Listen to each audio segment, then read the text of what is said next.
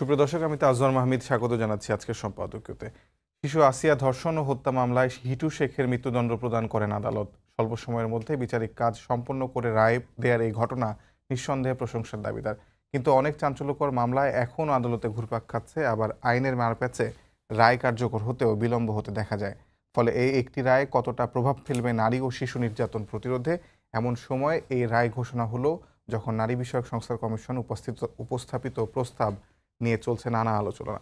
প্রাসঙ্গিক নানা বিষয় নিয়ে আজকে সম্পাদকীয় আসিয়া রায়, নজির ও প্রশ্ন।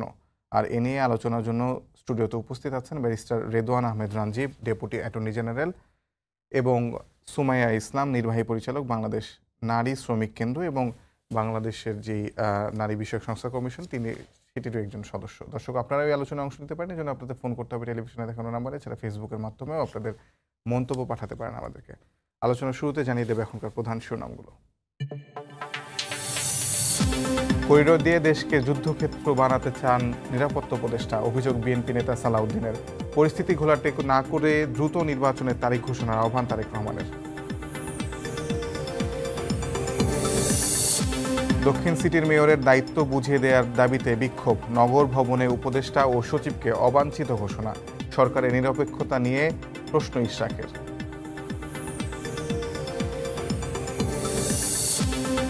যারা ক্ষুদ্র ঋণ নিয়ে ভুল ধরত তারা ব্যাংকের টাকা নিয়ে পালিয়েছে, বললেন প্রধান উপদেষ্টা। মাইক্রো ক্রেডিট ব্যাংক আইন করার তাগিদ, এমআরএ ভবন উদ্বোধন। ঢাকা বিশ্ববিদ্যালয়ের শিক্ষার্থী সাম্য হত্যায় 3 আসামি 6 দিনের রিমান্ডে, বিশেষ ট্রাইব্যুনালে হবে বিচার, জানালেন ডিএমপি কমিশনার। 1 সপ্তাহের মধ্যেই চার্জশিট।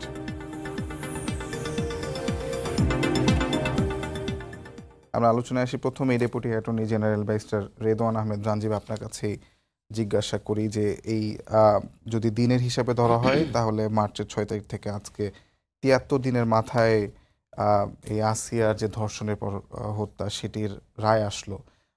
এটি কি আসলে বাংলাদেশে এখন পর্যন্ত সবচেয়ে দ্রুততম সময়ে এরকম ধরনের একটি মামলার রায় আসলো, এটা আপনার জানা আছে কিনা, এবং এই রায়টি আসলে কতটা প্রভাব ফেলবে এই নারী ও শিশু প্রতিরোধের যে ঘটনাগুলো ঘটে আমাদের সমাজে সেটি প্রতিকারে? আসসালামু আলাইকুম, ধন্যবাদ একটি সময় উপযোগী প্রশ্ন করবার জন্য আপনাকে, এবং এই অনুষ্ঠানে আমাকে অতিথি হিসাবে ডাকবার জন্য। আজকে যে একটি রায় এসেছে, এটি একটি মামলার প্রেক্ষিতে একটি খুবই জঘন্য অপরাধের প্রেক্ষিতে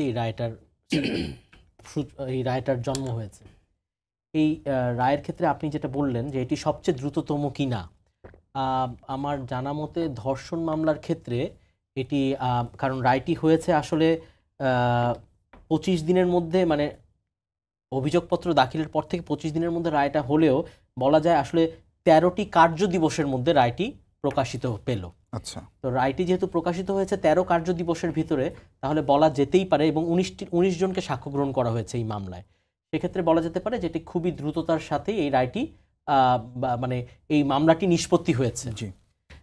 এবং এই ক্ষেত্রে রায় হলে আসলে এটার প্রতিক্রিয়াটা কি আসবে, এটা সামাজিক এবং এটার রাষ্ট্রীয় প্রতিক্রিয়াটা কি হবে, বা এরকম রায় হলেই কি ধর্ষণ বন্ধ হবে কি না, এখন এগুলা নিয়ে একটা গবেষণার বিষয়।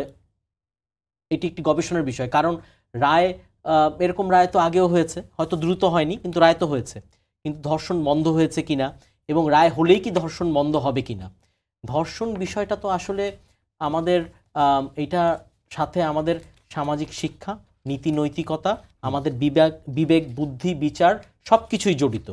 আপনি শুধু কারণ এই যেই শিশুটি, আমি নামটাও বলতে চাচ্ছি না, কারণ আসলে এই শিশুদের নামও বলা ঠিক না, তাদের মামলার রেফারেন্সও আমরা বিদেশে দেখেছি যে ওখানে ওই এ বি সি এরকম ব্যবহার করা হয়, আর মানে state versus A, state versus C, to hide their names. তো এই জন্য বলতে চাচ্ছি যে যেই শিশুটি মৃত্যুবরণ করেছে এই ধর্ষণের কারণে, সেই শিশুটি তো তার ঘরে ধর্ষিত হয়েছে, মামলার নথিপত্রে আমরা তাই দেখতে পেয়েছি। তো এই যে এই একটা বাসা হচ্ছে গিয়ে একটি শিশুর জন্য সবচেয়ে নিরাপদের জায়গা, সে তার বোনের বাসায় বেড়াতে গিয়েছে, সেখানে ঘটনাটি ঘটেছে, তাহলে এইখানে একটা নিরাপদ জায়গায় যদি এরকম, এটা একটা খোলা জায়গা না, কোনো একটা বৈরী পরিবেশও না, তাহলে এটা একটা তার আত্মীয়ের বাসায় যদি এরকম ঘটনা ঘটে তাহলে মানুষ কোথায় নিরাপত্তা পাবে? তার মানে এটা হচ্ছে গিয়ে বোধ, বিদ্যা, বুদ্ধি, বিচার, বিবেক, এটা সেই দিক থেকে আমাদেরকে বিবেচনায় নিতে হবে যে আমাদের শুধু আমরা মানে সামাজিক প্রতিষ্ঠানগুলো, মসজিদ এবং ধর্মীয় প্রতিষ্ঠানগুলোতে আমাদের এই ব্যাপারে মানুষকে আসলে নীতি এবং নৈতিকতার সাথে যাতে মানুষ তার বিবেক বুদ্ধিকে কাজে লাগাতে পারে সেই জন্য মানুষকে বোঝাতে হবে, কাউন্সিলিং করতে হবে এবং মানুষকে সচেতন করতে হবে। রায় হলে তো এটার একটা প্রতিক্রিয়া আসবেই, মানুষ ভয় পাবেই, কিন্তু সেই সাথে সাথে যদি আমরা মানুষের এই বিবেক বুদ্ধিকে যদি আমরা প্রভাবিত করতে না পারি, তার নীতি নৈতিকতার স্ট্যান্ডার্ড যদি আমাদের দিনকে দিন নিচের দিকে যায়, তাহলে তো কোনো মানুষই ঘরেও নিরাপত্তা পাবে না। জি, অসংখ্য ধন্যবাদ। আমি আপনার কাছে আবার আসবো। আমি সুমাইয়া আপনার কাছে একটু জানতে চাই যে আজকে যে রায়টি সেটি আমাদের যে লার্নেড ব্যারিস্টার আছেন তিনিও বলছিলেন যে এটি 13টি কার্যদিবসের মধ্যে শেষ হয়েছে এবং দিনের হিসাবে 73 দিনের মাথায় আজকে রায়টি আসলো। এটি বলা চলে এখন পর্যন্ত আমাদের কাছে যে তথ্য আছে দ্রুততম সময়ে এই রায়টি কার্যকর হলো। আপনি কি মনে করেন কিনা যে এরকম কঠোর পদক্ষেপ আইনি প্রক্রিয়ার মাধ্যমে সেটি আসলে নারী ও শিশুদের প্রতি যে সহিংসতা সেগুলোকে প্রতিরোধ করতে সক্ষম হবে? আমরা এটা কখনোই মনে করি না যে কোনো একটা মানে কঠিন একটা বিচার দিয়েই এই নারীদের উপরে যে নির্যাতন জুলুম হয় সেটাকে প্রতিরোধ করা সম্ভব। একটা রায় হয়েছে এটা এবং 19 জনের সাক্ষ্য গ্রহণ করা হয়েছে এবং অল্প সময়ের মধ্যে দ্রুত করা হয়েছে বিকজ এটা রাষ্ট্রের হস্তক্ষেপ ছিল সেখানে। যদি রাষ্ট্র হস্তক্ষেপ না করতো, যদি এভাবে করে ওই সারা জাগানোর অবস্থাতে যদি না যেত, এরকম অনেক এই বাচ্চা এবং ইভেন আমরা ওই পরিবারের মেয়েকেও শুনেছি, সে যখন বিয়ে হয়ে ওই বাড়িতে এসেছে সে রাতের বেলায় শ্লীলতাহানির অভিযোগ সে করেছে, সে নিজের স্টেটমেন্ট দিয়েছে। তো তার মানে এটা কি হচ্ছে যে এইটা হচ্ছে যে মানুষের মগজের পচন, এই পুরুষতান্ত্রিক সমাজে যে পচন ধরেছে মাথায় সেটার ফলাফল। হ্যাঁ, আর এইটাকে বন্ধ করার জন্য আমাদের একটা সামাজিক আন্দোলন তৈরি করতে হবে, যেখানে মানুষের মানসিকতা থেকে শিক্ষা দীক্ষায়, পথে, রাজনীতিতে, চলাফেরায়, সামাজিক অবস্থায় প্রত্যেকটা জায়গায় নারীর জন্য স্পেস তৈরি করতে হবে।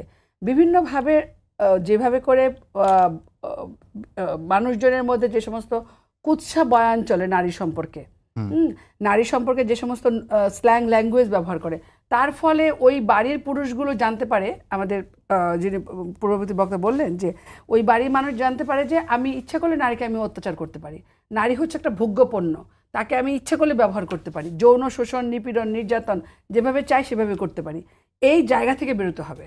এই জায়গা থেকে যদি আমরা বেরোতে না পারি, আমাদের মাথায় যদি নারী এবং পুরুষ মানুষ এবং তারা সমান, এই সমান্তরাল জায়গা যদি চিন্তা না করি, তাহলে এখান থেকে কোনো পরিবর্তন হবে না। কারণ এটা কিন্তু একটা যে ধর্ষক, আমরা কিন্তু মিডিয়াতে যে বাচ্চাটা তার নাম জানতেছি, ধর্ষকের নাম হিটু এবং তার ছবি বের হয়েছে অনেক পরে, কিন্তু হওয়ার কথা কোনটা? যে ধর্ষক, যে অপরাধী, যে ক্রাইম করেছে তারটা। এবং এই সমাজের ওই পরিবারের আশেপাশের লোকজন এই জিনিসগুলো জানতো, এর বিচার চেয়েছে, রায় হয়নি। মানুষ ধরে নেয় যে নারীর প্রতি অত্যাচার নির্যাতন হলে পরে বড় জোরে একটু যাবে, একটা দুটো কেস হবে, এই পর্যন্ত, এর বেশি কিছু হবে না। যখন কিনা দেখবে যে না, নারীর প্রতি নির্যাতন করা যায় না, এটা অন্যায়, এটা অপরাধ, এবং এইটা সম্পূর্ণরূপে রাষ্ট্রের কাঠামো থেকে শুরু করে একদম গ্রাম পর্যায় পর্যন্ত যেতে হবে। সেখানকার মানুষগুলো, আমরা যখন সংস্কারে রিপোর্ট করতে গিয়েছি, সেখানকার যে নারী মাছ চাষ করে সে বলেছে যে আমি আমার গলা পানিতে দাঁড়িয়ে 17 থেকে 18 ঘন্টা পোনা চাষ করে তুলি, আমি আমার মজুরি পাই না, আমি অসুস্থ হয়ে যাই। এই তাদের যে কথাগুলো, তারা কি চায়, এই জায়গাটা ওখানে আসছে। আমরা সংস্কার কমিশনের প্রতিবেদন নিয়ে নিশ্চয়ই পরবর্তীতে আসবো। তার আগে আরেকটু আমি রায়ের ব্যাপারে আরেকটু কথা বলতে চাই। রায়ের ব্যাপারে আপনি কি বলতে চান সেটা শুনবো। তার সঙ্গে আমি একটি সম্পূরক প্রশ্ন করে রাখতে চাই, সেটি হলো যে আজকে এই রায়ের পরে আসিয়ার মা, তিনি আসলে অসন্তুষ্ট হয়েছেন। 3 জন যে আসামি আছে, অপর 3 জন আসামি, তাদেরকে খালাস দেওয়ার বিষয়ে আপনি আসলে রায়টার বিষয়ে কোনো ধরনের আপনার পর্যবেক্ষণ আছে কিনা সেটা? পূর্ণাঙ্গ রায়টি এখনো বের হয়নি। আমরা শুধু জানতে পেরেছি যে একজনের ফাঁসি হয়েছেন আর বাকি 3 জন খালাস পেয়েছেন। তার মানে খালাসের পেছনে যে ব্যাখ্যাগুলা সেটা কিন্তু এখনো পরিষ্কার নয় যে কেন তাদেরকে আসলে ওই বাকি 3 জনের বিরুদ্ধে অভিযোগ ছিল ভয়ভীতি প্রদর্শন এবং আলামত নষ্টের। তাহলে ওগুলো কতটুক প্রমাণ করতে পেরেছে রাষ্ট্রপক্ষের আইনজীবী, সেটা নিশ্চয়ই ওই জাজমেন্টের মধ্যে সেটার ব্যাখ্যা থাকবে, বা প্রমাণ করতে ব্যর্থ হয়েছে কিনা তার আলোকে তখন বলা যাবে আসলে যে ওই 3 জন কেন খালাস পেয়েছে। আসলে একটি মামলায় তো দুটি পক্ষই থাকে। আপনি দেখবেন এই মামলার রায়ের পর ওই জনাব যিনি ফাঁসির আসামি হলেন তার মেয়ে যেমন বক্তব্য দিয়েছেন, আবার ঠিক একইভাবে ভিকটিমের মাও বক্তব্য দিয়েছেন। ভিকটিমের মা বলেছেন তিনিও সন্তুষ্ট নন, এবং যে নিয়ে আসামির মেয়ে তিনিও বলেছেন যে তাদের বাড়িকে জ্বালিয়ে দেওয়া হয়েছিল,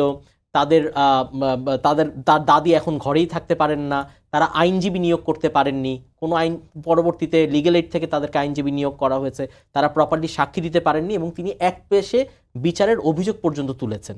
তাহলে আমার কথা হচ্ছে গিয়ে বিচারটা এমনভাবেই হতে হবে যেন যাতে কে জিতেছে কে হেরেছে সেটা ব্যাপার না, যেন মনে হয় যে ন্যায় বিচারটা প্রতিষ্ঠিত হয়েছে, দুপক্ষই যেন মনে করে যে না এখানে একটি ন্যায্যতার মাধ্যমে একটি ইনসাফ কায়েম হয়েছে, তাই না?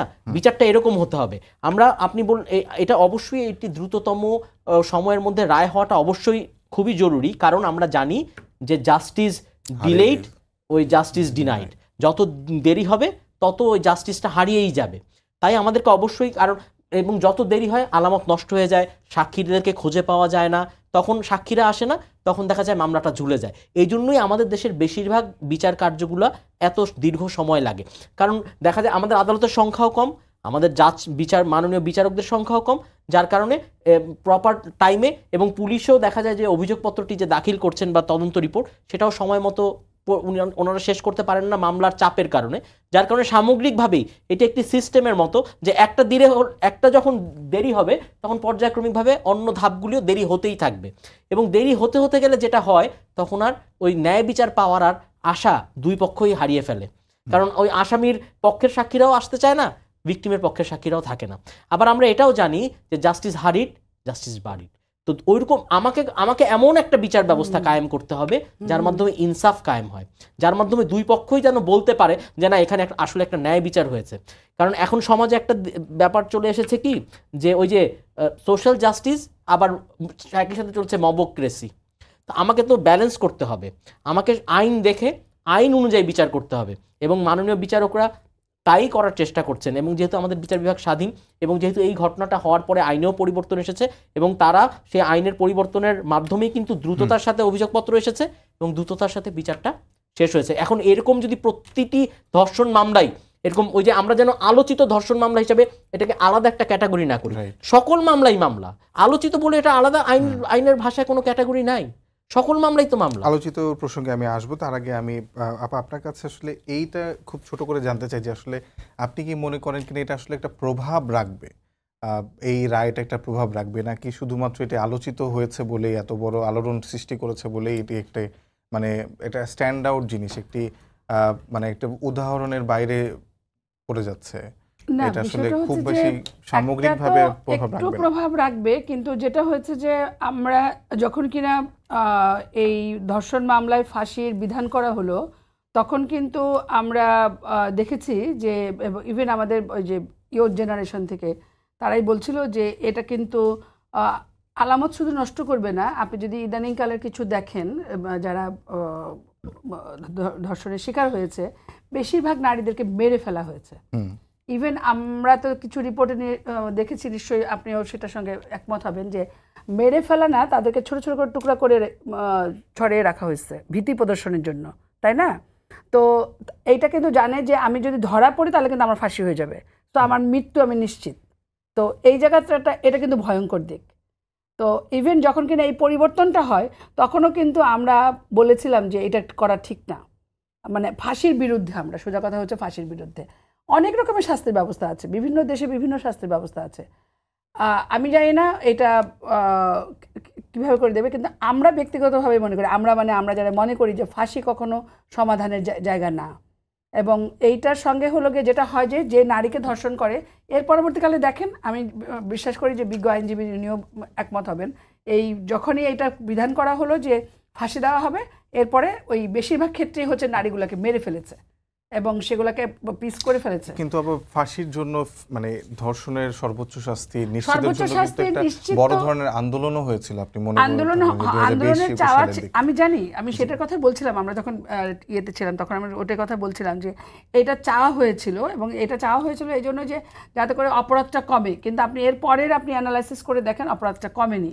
আচ্ছা, এরপরে যে জায়গাটা আমি বলবো যে এইটার একটা উদাহরণ, অল্প সময়ে বিচারের ব্যবস্থা হলো, কিন্তু এরপরে তো আরও 2টা স্টেপ আছে, সেগুলো করতে কতটা সময় লাগবে সেটাও দেখার ব্যাপার আছে। এবং সেই সঙ্গে আপনি দেখেছেন যে যেদিন কিনা এই বাচ্চাটাকে নিয়ে ঢাকায় আসলো, তার পরের দিনে আমরা গিয়েছিলাম দেখতে, তার মায়ের সঙ্গে কথা বলার দরকার ছিল, সেখানে আমরা গিয়েছি। তো সেখানে তার মা বলছিল যে এইটা ঘটনা অনেক আগে থেকে ঘটতেছে, তখনও বাচ্চাটার অবস্থা এতটা খারাপ হচ্ছিল না।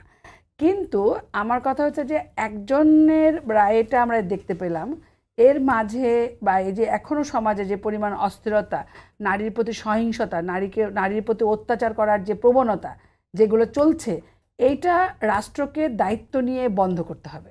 এবং রাষ্ট্রকে শুধু সুরক্ষা, নারীর জন্য সুরক্ষার ব্যবস্থা করতে হবে। ঘরে ঘরে যে সুরক্ষা দেওয়া যাবে না, রাষ্ট্রীয় কাঠামোটা এরকমভাবে হবে, রাষ্ট্রীয় বলয়টা এরকমভাবে হবে যেখানে নারী নিরাপত্তার সঙ্গে চলতে পারে। আমি জাস্ট 3 দিন আগেই হচ্ছে গিয়ে আমরা নেপালে একদম রাতের 11টা-12টা পর্যন্ত চলছি, খুবই ছোট্ট একটা দেশ, দরিদ্র একটা দেশ, সেই দেশে একটা জায়গাতে কোনো পুরুষ কোনো নারীর সঙ্গে তাকিয়ে কথা বলছে না, তাকে মানে কেউ কাউকে উত্ত্যক্ত করছে না। তাহলে বাংলাদেশে কেন এটা হচ্ছে? তাহলে এই পার্থক্যটা কোথায়? সমাজ, সংস্কৃতি, কালচার এগুলোর থেকে আমরা অনেক দূরে সরে গেছি। আমরা শুধুমাত্র নারীর প্রতি বিদ্বেষমূলক বক্তব্য, বিদ্বেষমূলক চিন্তাভাবনা, নারীর প্রতি বিদ্বেষ করার যা কিছু লাগে, এবং নারীকে আমরা চিন্তা করতেছি যে এটা শুধু যৌনতা ভোগ করার একটা মাধ্যম। এটা কখনোই নয়। এই জায়গা থেকে ফিরে আসতে হবে। সেক্সের অর্গান না নারী, নারী হচ্ছে মানুষ, নারী পৃথিবীর ধারক বাহক, নারী হচ্ছে পৃথিবীতে মা সর্বোচ্চ শক্তির অধিকারী। ইসলাম ধর্মের কথা বলেন, যত ধর্মের কথাগুলো বলেন, সবাই নারীকে অনেক প্রায়োরিটি করেছে। এই সমাজ, এই পিতৃতান্ত্রিক সমাজ নারীকে অনেক পিছিয়ে দিয়েছে। তার প্রেক্ষিতে এই সমস্ত ধর্ষণ, অপরাধ, নারীর প্রতি মব করা, নারীর প্রতি ইনজাস্টিস করা, এই জিনিসগুলো হচ্ছে, এবং সমাজে বৈষম্যহীনতা হচ্ছে। আপনি দেখেন সাম্য মারা গেছে, সাম্য তো এখন কি হয়েছে, নারীর প্রতি অত্যাচার করতে করতে এটা এখন অন্য জায়গাতে চলে গেছে, মানসিকতা এখন অন্য জায়গায় চলে যাচ্ছে। তো সমাজকে সুন্দর করতে হলে নারীর প্রতি মর্যাদা, সম্মান, সমতা বৃদ্ধি করতে হবে। জি, আমি আসবো আপনার কাছে আবার। রাজীব ভাই, শুনছিলেন যে আপা বলছিলেন পরবর্তী ধাপগুলোর কথা, অর্থাৎ নিম্ন আদালত থেকে রায় প্রকাশের পরে পরবর্তী ধাপগুলোতে আসলে কি সেটি অনেকটাই ঝুলে পড়ে কিনা। সেক্ষেত্রে আমরা ফেনীর যে আলোচিত নুসরাতের ঘটনা বলতে পারি, যাকে আসলে ধর্ষণের পর পুড়িয়ে হত্যা করা হয়েছিল, তার যে ধর্ষণ এবং হত্যা মামলা, সেটিতে কিন্তু 16 জনের ফাঁসির রায় হয়েছিল, কিন্তু সেই 16 জনের ফাঁসির রায় পরবর্তীতে আর উচ্চ আদালতে ডেথ প্রেফারেন্সে যাওয়ার পরে সেটি আটকে গেছে। মানে এই ধরনের কি আসলে মারপ্যাচে অনেক মামলাই পড়ে যায় কিনা? আসলে আমি তার আগে একটু বলে নিই যে ওই যে নারীকে মুখ খুলতে হবে, কথা বলতে হবে, আওয়াজ তুলতে হবে। কেউ তার সাথে একটা বাজে আচরণ করলে অনেকে বাসায় এসে বলে, বাবা মা বলে আচ্ছা থাক, এটা নিয়ে আলোচনা করার দরকার নেই, তোর মান সম্মান যাবে। এই যে তোর মান সম্মান যাবে, মানুষ তোকেই খারাপ বলবে, এই মেন্টালিটিটা, এই মাইন্ডসেটটা থেকে আমাদের বেরিয়ে আসতে হবে। আমাদের পরিবারকে, আমাদের স্কুল কলেজকে, আমাদের অফিস আদালতকে, সবখানে এইভাবে না বলতে দিয়েই মেনে নিতেই দেখা যায় ওই অপরাধটা ঢাকা পড়ে যায়, অপরাধ প্রবণতাটা বেড়ে যায়, অপরাধীদের সাহসটা বেড়ে যায়। তো সেই জন্য আওয়াজ তুলতে হবে। মা তো হচ্ছে মানে নারীরা তো হচ্ছে মা, নারীরা তো হচ্ছে বোন, নারীরা তো স্ত্রী, নারীরা তো কন্যা, সব দিকেই তো একটা নারীরা তো সবসময় আদরের, সম্মানের, শ্রদ্ধার। নারীর পেট থেকে তো সেটাই তো ভুলে যায়, জন্মের পরে সব ভুলে যায়। সেজন্যই বলছি যে, কিন্তু ওই যে বললাম, ওই যে আমরা পরিবার থেকেই প্রথমে একটা শিক্ষা আসে কি, কেউ কোনো একটা কমপ্লেইন নিয়ে গেলে বাসায়, তোর দোষ ছিল, তুই কখন বের হইছিস, তুই কেন তাড়াতাড়ি বাসায় আসলি না, তুই কেমন জামা পরেছিলি, তুই কিভাবে কথা বলেছিস। এই মাইন্ডসেটটা আমাদের পরিবারকে বের হতে হবে, আমাদের বাবা মা, আমাদের ওই দাদা দাদি, আমাদের চাচা চাচি, আমাদের মামা মামি, যারা বয়োজ্যেষ্ঠ আছেন পরিবারে, তাদের সবাইকে বলতে হবে, হ্যাঁ যে অপরাধ করছে চলো তাকে যে ধরি, তাকে জিজ্ঞেস করি, আচ্ছা পচনটা কোন জায়গায়, সেখানে হাত দিতে হবে। এবার দ্বিতীয় প্রসঙ্গ যেটি আপনি বললেন যে এই যে মামলার যে দীর্ঘসূত্রিতা, এখন রায়টা দ্রুত এসেছে আলহামদুলিল্লাহ। এখন এটা তো আমাদের সমস্যাটা হয়েছে কি, আমাদের 18 কোটি 20 কোটি মানুষের দেশ, হাইকোর্টে বিচারক আছেন ধরেন 90 জন বা 80 জন মাননীয় বিচারক, অ্যাপিলেট ডিভিশনে আছেন 6 জন 7 জন 8 জন এরকম সংখ্যা কখনো কমে কখনো বাড়ে। তো আমাদের হাইকোর্টে ক্রিমিনাল বেঞ্চে ডেথ রেফারেন্স শুনানি করার জন্য বেঞ্চ আছে কয়টা? হয়তো 4টা 5টা। আপনি দেখবেন যে রমনা বটমূলের যে গ্রেনেড হামলার ঘটনার রায় বেরোলো, ওই ডেথ ওই মামলার আপিলের রায় বেরোলো এই 2-3 দিন আগে। তাহলে ঘটনাটা ঘটেছে কখন? যখন আমি স্কুলে পড়ি, আজকে 2025 সাল। এইটার কারণটা হচ্ছে গিয়ে কি, যখনই এই ডেথ রেফারেন্সের মামলাগুলো আসে এগুলো সাল ওয়াইজ, ইয়ার ওয়াইজ সিরিয়াল হয়। যে ওই দেখা যাচ্ছে যে এখনো 2000 মানে মানে ওই ইয়ার ওয়াইজ আপনার মামলাটা 25 সালের আপিল তাহলে নিচের দিকেই থাকবে। তার মানে ওগুলো উপরের গুলো শেষ না হলে এই নতুন মামলাগুলোর শুনানি হচ্ছে না। তার মানে আমাদেরকে অবশ্যই বিচারক নিয়োগের ক্ষেত্রে আরো জোরদার ভূমিকা রাখতে হবে, কোর্ট বাড়াতে হবে। এবং আসিয়ার মামলার রায়টাও কি আসলে অনেক পিছনেই না, আমি যেমন এখানে আপিল করার ক্ষেত্রে কিন্তু এখন সময়সীমাটাও কমিয়ে দেওয়া হয়েছে। আগে 60 দিন ছিল, এখন সেটা 30 দিনে নামিয়ে আনা হয়েছে। অতএব আপিলটাও দ্রুত হবে। তো আপিলটা দ্রুত হলে অবশ্যই এটা যেহেতু খুবই ওই যে এটা নিয়ে যেহেতু একটা সারা জাগানো হয়েছে এবং এই রায়টা যেহেতু এই আইনটি অ্যামেন্ডমেন্টের পরে প্রথম রায়, মানে এই যে বিচার কার্যের ব্যাপারে যে নতুন সংশোধনীটা আনা হলো, সেক্ষেত্রে অবশ্যই আমার মনে হয় যে এটির ব্যাপারে একটি দ্রুততার সাথে এটি হয়তো নিষ্পত্তি করার ব্যবস্থার ক্ষেত্রে জোরদার ভূমিকা রাখা হবে সব পক্ষ থেকেই। কিন্তু এইটি শুধু এই ক্ষেত্রে না, তাহলে তো সব ক্ষেত্রে এরকম বিবেচনা রাখতে হবে যে আমার মামলাগুলো যাতে দ্রুত নিষ্পত্তি হয়, যাতে ওই একটা লোককে দেখা যাচ্ছে যে ওই লোকটা 10 বছর খাটার পর সাজা শেষ হওয়ার পরে দেখা গেল যে না, ওনার ফাঁসিটা থেকে ওনাকে খালাস দিয়ে দেওয়া হলো, ওই ফাঁসিটার রায়টা ভুল হয়েছিল, তাহলে সেটা যেমন অন্যায়। আবার যেই লোকটা আসলেই দোষী তার ফাঁসিটা দ্রুত কার্যকর হচ্ছে না, সেটাও কিন্তু আবার ভিকটিমের ক্ষেত্রে অবিচার। তাহলে আমাদেরকে এই দুই ক্ষেত্রে মূল জায়গাটা কোথায়, যে বিচার ক্ষেত্রে যে জটিলতাগুলো আছে, মানে বিচারক নিয়োগ, আপনার আইনজীবী নিয়োগ, আপনার কোর্টের সংখ্যা বাড়ানো, কোর্টে আরও দ্রুততার সাথে এই মামলাগুলো নিষ্পত্তি করার জন্য আরও দ্রুত গতিতে পদক্ষেপ নেওয়া, ফাইলগুলো যাতে রেকর্ডপত্র আসতেও কিন্তু অনেক সময় লাগে। এই যে নিচের কোর্ট থেকে তখন রেকর্ডপত্রগুলো হাইকোর্টে আসবে, এটি আসতেও দেখা যাবে যে সময় লাগবে। তো আপনাদের এই জিনিসগুলো বিবেচনা করেই কিন্তু আমাদেরকে মানে একটা প্র্যাকটিক্যাল সমাধানের জায়গায় আসতে হবে এবং সেজন্যই দরকার এই জুডিশিয়াল রিফর্ম করা।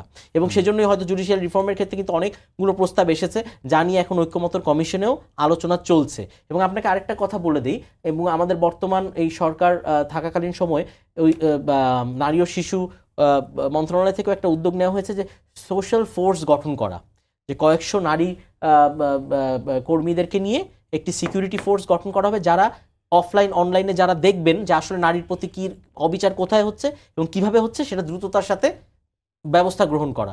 এবং এই জন্যই আমি বলতে চাই যে যেই রিফর্ম প্রস্তাবগুলো আছে সেগুলো নিয়ে দ্রুত ঐক্যমতের টেবিলে যদি ঐক্যমত হয়ে যায়, সেগুলো দ্রুত বাস্তবায়নের দিকে গেলেই অনেক সমস্যার আসলে আশু সমাধান ঘটবে ইনশাআল্লাহ। জি, অসংখ্য ধন্যবাদ। সুমাইয়া আপা, আপনার কাছে একটু জানবো যে আপনারা নিশ্চয়ই সংস্কার কমিশনের প্রতিবেদন দিয়েছেন এবং সেই প্রতিবেদন দেওয়ার পরে নানা ধরনের আলোচনার মধ্যে আপনারা পড়েছেন, সমালোচনার মধ্যেও পড়েছেন। সার্বিক বিষয়ে আপনারা আসলে সেই প্রতিবেদনে নারীদের সুরক্ষার জন্য কি কি নীতিমালা রেখেছিলেন এবং যে সমালোচনাগুলো আসলে আপনাদের দিকে, সমালোচনার যে তীরগুলো আপনাদের দিকে আসছে, সেগুলো সম্পর্কে আপনার কোনো মন্তব্য আছে কিনা? একটা জায়গাতে দেখেন, এটা আমার মা বলে যে যখনই হচ্ছে গিয়ে মানুষ কোনো কিছু খুঁজে না পায়, একটা নারীকে গালি দিয়ে দিলে পরে হয়ে যায়, আর কিছু লাগে না, একটা গালি স্ল্যাং ল্যাঙ্গুয়েজ ব্যবহার করলেই হলো। তো এই জায়গাটা ঠিক তাই হয়েছে। তো মানে আমরা যখন রিপোর্ট দিয়েছি 433টার মতো প্রায় আমরা রিকমেন্ডেশন আছে, সেখানে অনেকগুলো মানে 15টা ফোকাস জায়গার মধ্যে, সেইগুলো কোনো কিছু পড়েনি। এই আমার ধারণা রিপোর্টটাও পড়েনি। এবং আপনারা ভিডিও ক্লিপে দেখেছেন যে রিপোর্ট জিজ্ঞেস করছেন, রিপোর্ট পড়ে আসছো আপনারা, বলছেন না আমি তো এটা পড়ি না, আমাকে আসতে বলছে আমি আসছি। তো রিপোর্ট না পড়ে আপনি ওটার ভিতরে না ঢুকে আপনি 3-4টা ওয়ার্ডকে ক্যাপিটাল করে আপনি ডেমনস্ট্রেশন করবেন, এটা কখনো হতে পারে না, এটা হয় না। আর যেখানে কিনা আমরা ধর্মের জায়গা, ধর্ম হচ্ছে প্রতিদিনের চর্চার জায়গা, এটার সাথে আপনার সমাজের যে বৈষম্যহীনতা রোধ করার জন্য যে জায়গা, এটার সাথে কোনো সম্পর্ক নাই। এটা হচ্ছে সমাজের অসমতা রোধ করার জন্য কাজ করা হয়েছে। আর ধর্মে প্রতিদিন পালনের জায়গা। আমরা রাষ্ট্রের কাছে অনুরোধ রিকোয়েস্ট করেছি যে এটা করতে পারলে তাহলে নারীরা যারা চেয়েছে, গ্রাসরুট লেভেলে নারীরা মানে মাঠ পর্যায়ে যারা আছে তারা যা চেয়েছে, ন্যাশনাল লেভেলে যারা চেয়েছে, আমরা বিসিএস একাডেমির যারা নারী ক্যাডার আছেন তাদের সচিবদের সঙ্গে আমরা বসেছি, প্রত্যেকটা জায়গায় নারীদের সঙ্গে বসা হয়েছে। তো সেইখানে নারীর চাওয়াগুলোকে রাষ্ট্রের কাছে চাওয়া হয়েছে যে আমরা এগুলো চাই, মানে দিলে পরে নারীর জন্য সমতা বিধান করা সহজ হবে, সেগুলো নিয়ে আলোচনা হবে, কথাবার্তা হবে, বাকবিতণ্ডা হবে, কিন্তু সেটা নিজেদের আলোচনার টেবিলে। এইভাবে করে ডেমনস্ট্রেশন করা মানে কি? আপনি ভয় পেয়েছেন, নারী যদি কোনো কারণে সমতার জায়গায় চলে যায় তাহলে আপনার যে শোষণ করার যে প্রক্রিয়া, নারীকে চাইলেই রেপ করা যায়, নারীকে চাইলেই আপনি 4টা বিয়ে করে বাসায় থাকতে পারেন, সেই জায়গাটা বন্ধ হয়ে যাবে। নারী তখন ভোগ্যপণ্য হয়ে থাকতে পারবে না। নারীকে ভোগ্যপণ্য বানিয়ে রাখার তো একটা তরিকা চলছে সোসাইটিতে। এই জায়গা থেকে বেরিয়ে এসে আমরা বলছিলাম যে নারীকে সমতার জায়গায় আনার কি প্রক্রিয়াগুলো হতে পারে, স্টেপগুলো কি, সেইগুলা বই না পড়ে, রিপোর্ট না পড়ে দাঁড়িয়ে গেছেন। তার পরিপ্রেক্ষিতে কি হয়েছে, আবার হচ্ছে 16ই মেতে নারীরা দাঁড়িয়েছে, তারা কি চায় আর চায় না। তো যে জন্য এইটা হচ্ছে যে এখানে কোনো পাল্টাপাল্টি কোনো বিষয় না, বিষয়টা হচ্ছে অবস্থানে আছে নারী এবং এখানে কোনো মুখোমুখি না। এটা হচ্ছে সমাজের যদি পরিবর্তন করতে চান, সমাজের যদি সংস্কার করতে চান, এটা তো বিপ্লবী সরকার, এই সরকার তো এইভাবে করে আসার কথা না। 2041 সাল পর্যন্ত আমাদের ওই অধীনে থাকার কথা ছিল, কিন্তু আমরা যে পরিবর্তনটা আনলাম, আমরা যে সোসাইটিতে বাবা মা সন্তান সকলে মিলে রাস্তায় দাঁড়িয়ে গিয়েছিল, সেখানে দলমত নির্বিশেষে লোক দাঁড়িয়ে গিয়েছিল শোষণের অত্যাচারের হাত থেকে বাঁচার জন্য, তাই তো। তো এই যে এত ইনফ্রাস্ট্রাকচার বানিয়েছে, কই তা দেখে তো কেউ খুশি ছিল না। আমরা সবাই কেন বাইরে বেরিয়ে আসলাম? কারণ শোষণ নির্যাতনটা অনেক বেশি হয়ে গেছিলো। সেমভাবে নারীর প্রতি যদি আপনি শোষণ নির্যাতন কন্টিনিউয়াস চলতে থাকেন, তাহলে কিন্তু সেভাবে নারী ঘর থেকে বেরিয়ে আসবে। এবং এই সমাজটাকে যেন সুন্দর হয়। বাংলাদেশ তো আমাদের সকলের, এটা বাংলাদেশ কারোর একার না, কারোর বাপেরও না, কারোর মায়েরও না, এটা হচ্ছে আমাদের সকল মানুষের, নারী পুরুষ বৃদ্ধ যুবক সকলের, তাদের সবাইকে যেন সমাজটা সুন্দর করা যায়, সেটার জন্য এই সংস্কার কমিশনের রিপোর্ট দেওয়া হয়েছে। এখানে ধর্মের সাথে অকারণে ওনারা বলছেন এখানে কোনো ধর্মের বিষয় নেই। সম্পত্তি যদি 5 ভাগ থেকে যদি নারীকে দেওয়া হয়, একটা নারীকে, তাহলে 100 ভাগ সম্পত্তি 4 ভাগ কি করে নারীর নামে হয় বলেন তো? আর যদি শুধুমাত্র ধর্মের সম্পত্তির ক্ষেত্রে এত ধর্মের কষ্ট হয়, এই যে আজকে যারা আমরা বসে আছি আধুনিক ব্যবহার করে, এগুলো তো ছিল না। আপনারা যারা পুরুষরা কাপড় পরে আছেন, সেগুলো তো ইসলাম ধর্মের কাপড় নয়। ইসলাম ধর্মের কাপড় হচ্ছে গিয়ে যেভাবে, তারা তো সেভাবে এগুলো করতে হবে। নবীজি সেই সময় এত স্মার্টলি এত কিছু করে দিয়ে গেছেন মেয়েদের জন্য, এখনকার পুরুষরা কেন এটা এগিয়ে আসছে না? আমার বিশ্বাস যে পুরুষরা বিরোধিতা করছে তারা নিশ্চয়ই অনেক স্মার্ট হবেন, রিপোর্টটা পড়বেন এবং এই জিনিসগুলো বাস্তবায়ন করার জন্য বর্তমানে যে সরকার মাননীয় উপদেষ্টাকে সহযোগিতা করবে। আমরা সমাজটাকে সুন্দর করতে চাই এবং এইরকম শিশু ধর্ষণ বন্ধ হবে যদি কিনা আমরা সংস্কারের যে সমস্ত সুপারিশগুলো দিয়েছি সেগুলো বাস্তবায়ন হয়। অসংখ্য ধন্যবাদ। আমি রাজীব ভাই আপনার কাছে একই প্রশ্ন করবো যে আপনি আসলে নারী বিষয়ক সংস্কার কমিশনের প্রতিবেদনটিতে কোনো ধরনের আপত্তি দেখেছেন, সেটা থাকলে কি কি আপত্তি? আরেকটা বিষয় হচ্ছে যে আমি এই কিছুক্ষণ আগেই দেখছিলাম যে এবছর 2025 সালের প্রথম 3 মাসে নারী এবং শিশুদের প্রতি নির্যাতন কত হয়েছে। সমকাল একটি প্রতিবেদন প্রকাশ করেছে যে জানুয়ারি মাসে 1440 জন, ফেব্রুয়ারিতে 1430 জন এবং মার্চ মাসে 2054 জন নারী এবং শিশুর প্রতি নির্যাতন করা হয়েছে, এবং সব মিলে প্রথম 3 মাসে এবছরের 4924 জন। মানে এটা তো আসলে থামছে না, এটা থামানোর আইনের পদক্ষেপ আর কত যেটা আপনি যেগুলো রিপোর্টেড হয়েছে সেই কেসগুলো, যেগুলো আসেইনি অভিযোগের খাতায়, সেগুলো তো আমরা জানিই না। হ্যাঁ, সো হ্যাঁ, আবার এটা চিন্তা করলে যে এটি একটি, ওই যে বললাম না 20 কোটি মানুষের দেশে, এটা খুবই নগণ্য সংখ্যা। কিন্তু আমার কথা হচ্ছে কি, এটা না একটা অভিযোগই বা আসবে কেন? কারণ এটা তো মানুষ, আমরা তো নারী পুরুষ না, মানুষকে তার অধিকার, তার বাঁচার অধিকার, তার ফ্রিলি মুভমেন্ট করবে, তার ফ্রিলি কথা বলবে, তার ফ্রিলি চলবে, তার ব্যাপারে কেন আমরা হস্তক্ষেপ করব? এটা সেই বিবেচনায় দেখতে হবে। আচ্ছা, আর নারী সংস্কার কমিশনের রিপোর্টে আসলে আমার কয়েকটি প্রশ্ন না, ঠিক কয়েকটি আমার অবজারভেশন থেকে যদি বলতে চাই, আমার একটা জিনিস মনে হয়েছে যে নারী সংস্কার কমিশনে আসলে সব ধর্মের প্রতিনিধিদেরকেও ওনারা ডাকতে পারতেন বা ওখানে প্রতিনিধি হিসেবে রাখলে ভালো হতো। তাহলে হ্যাঁ, সব ধর্মের বলতে যারা ধর্মগুরু বা যারা মুফতি আছেন বা যারা পাদ্রী আছেন, এরকম কিছু লোকদেরকে যারা জ্ঞানটাকে চর্চা করেন, যারা রিসার্চ করেন, তাদেরকে নিয়ে যদি আলাপ করা যেত, হয়তোবা জিনিসটা নিয়ে এই প্রশ্নগুলো তোলার তারা আর হয়তো সুযোগ পেতেন না। তখন তারা আর বলতে পারতেন না যে আমাদেরকে তো বলেই নি, একটা ব্যাপার। আর দ্বিতীয় ব্যাপার আরেকটা, যেমন এখানে তো বেশি বিষয় না, যেমন বেশিরভাগই দেখা যাবে যে সবাই একমতই হবে। ওই যে দেখা গেছে সম্পদের বিষয়টা, এটা নিয়ে কিন্তু ওই ফ্যাসিস্টের সময়ও এরকম একটা বিষয় এসেছিল, তখনও কিন্তু হেফাজতের এরকম একটা আন্দোলন ছিল। প্রথম যখন ওই যে 5ই মের আগে জানুয়ারি মাসের দিকে বা এরকম একটা সময় প্রথম যখন হেফাজতের আন্দোলন, তখন কিন্তু ওই যে নারীর ব্যাপারে একটি তাদের একটা একটা একটা দাবিনামা ছিল যে এই বিষয়ে, হ্যাঁ 13 দফা দাবি, সেখানে খুব সম্ভবত ওইখানে ওই যে নারীদের সম্পদের সমান অধিকার, এটার ব্যাপারে তাদের একটা অবজারভেশন ছিল। আর আরেকটা কথা বলতে যে তাহলে এই বিষয়টা নিয়ে আগেই ওনারা যদি বসতেন যে আপনাদের যেহেতু এই ব্যাপারে দ্বিমত, কিভাবে এটা সমাধান করা। আরেকটা লাস্ট আমি একটা কথা বলে নিই, যেমন ওনারা ওখানে একটা সুপারিশে আছে যে যৌন কর্মীদেরকে শ্রমের অধিকারের বিষয়। তো আমাদের সংবিধানে তো আছে যে আর্টিকেল 18-তে, অনুচ্ছেদ 18-তে বলাই আছে যে গণিকা বৃত্তির প্রতিরোধে রাষ্ট্র সচেতনতামূলক এবং রাষ্ট্র ব্যবস্থা গ্রহণ করবে। তো সেইটা থাকা অবস্থায় ওনারা যদি আবার এই প্রভিশনটা আনে, তাহলে সেটা নিশ্চয়ই একটা হচ্ছে যে সংবিধান সংস্কার হচ্ছে, সংবিধান সংস্কারের জন্য কমিশন তৈরি হয়েছে। তাহলে সংবিধান সংস্কার হলে পরে ওই জায়গাতে যেখানে বৈষম্য আছে, সংবিধান তো কিছু বৈষম্য আছে, তাহলে পরে এইখানেও একটা বৈষম্য আছে। কারণ শ্রম কমিশনও কিন্তু রিপোর্ট দিয়েছে যে শ্রম দিয়ে আয় করে খায় তাকে শ্রমিক হিসেবে গণ্য করতে হবে।